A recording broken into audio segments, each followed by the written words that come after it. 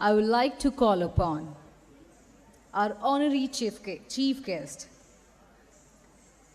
once again, the National General Secretary of Bharatiya Janata Party, Shri Dushyant Kumar Gautam ji, on stage to shed his light, to shed few words of this award ceremony, on this award ceremony.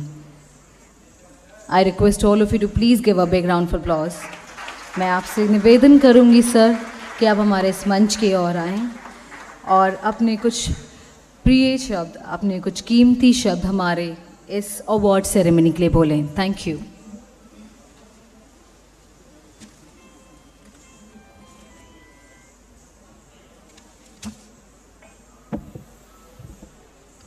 Bharat माता की. मुझे भी दोबारा बोलना पड़ेगा, ताली मिलकर बजाइए ऐसे ही.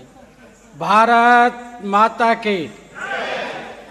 आज इस world human rights protection commission द्वारा आयोजित इस सम्मान समारोह के अध्यक्ष, जिनके संयोजन में सारा कार्य चल रहा है,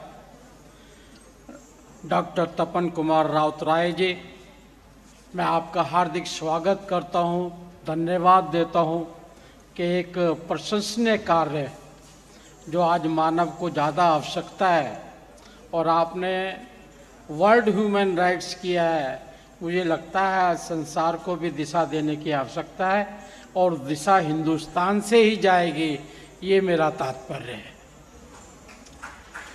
हमारे मध्य में उपस्थित श्री बृजमोहन श्रीवास्तव जी, आप एनसीपी के राष्ट्रीय महामंत्री हैं, प्रवक्ता भी हैं.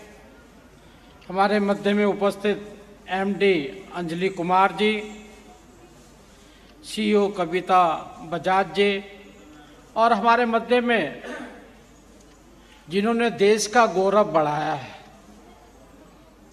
विश्व में कीर्तिमान स्थापित किए हैं, ऐसे विशाल क्रिकेटर मदन लाल जी, मैं आपका भी हार्दिक स्वागत करता हूं. और इसी प्रकार से विश्व के अंदर ये संस्था भी अपना कार्य बढ़ाएगी, ऐसे शुभकामनाएं भी देता हूं. वो तो एक बहुत अच्छा कार्य इस कमीशन द्वारा किया जा रहा है और जिन्होंने संसार में वर्ल्ड के लिए जो नाम रखा है, ये प्रेरित करता है. कहीं ना कहीं हिंदुस्तान में भी आवश्यकता है, पूर्व में नहीं थे, क्योंकि मानव के अधिकारों से पहले जो देश चींटी मरने पे प्रायश्चित करता हो, जो देश पशुओं की भी पूजा करता हो, जो देश वृक्ष की भी, पौधों की भी पूजा करता हो, मेरे ख्याल उसमें तो मानव अधिकार सुरक्षित रहे हैं. लेकिन जैसे जैसे विकास बढ़ता जा रहा है, उनको भी चुनौती मिल रही है. और आज आपके माध्यम से जिस प्रकार से इस वर्ग में काम करने वाले अनेकों ने एक तरीके से देश के अंदर, जनता के अंदर संघर्ष कर कर मानव को अधिकार दिलाने वाले अनेकों लोगों को आप सम्मानित करने वाले हैं, मैं आपका भी धन्यवाद करता हूं, उनका भी धन्यवाद करता हूं. ये काम इतना आसान नहीं है, चुनौतीपूर्ण काम है, जानकर पर खेल के करना पड़ता है. इसलिए ऐसे सारे महानुभावों को लगातार आप प्रेरित करते रहते हैं और ये आगे भी इसी प्रकार का काम करते रहेंगे.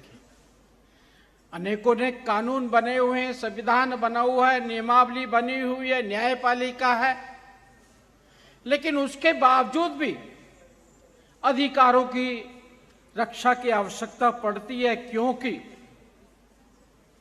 हम देखते हैं कि जिस कार्य को आप लोग कर रहे हैं, उसके अंदर, देश के अंदर, उस विश्व के अंदर जो परिदृश्य बन गया है, जिसके अधिकार छीनते हैं, आज वहां पर देखा जाता है कि उसकी जाति क्या है,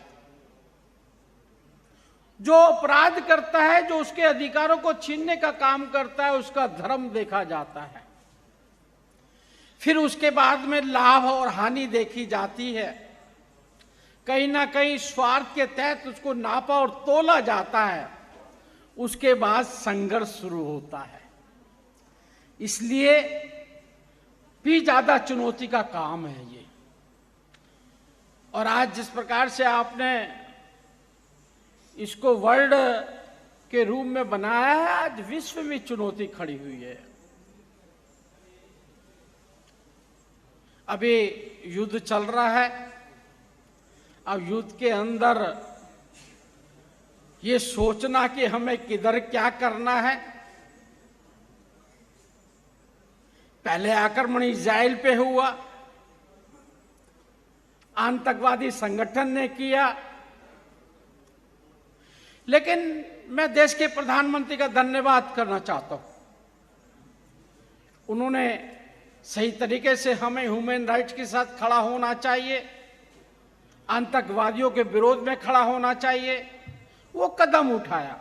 लेकिन जहां तक मानवता की बात है, वह हमास में, फिलिस्तीन में हो रहे, जिन पे किसी कारण से उनकी आपराधिक दृष्टि को देखते हुए या किसी भी दृष्टि से मानवता का हनन हुआ है, उसको भी सुरक्षा देने का काम देश के प्रधानमंत्री ने किया है।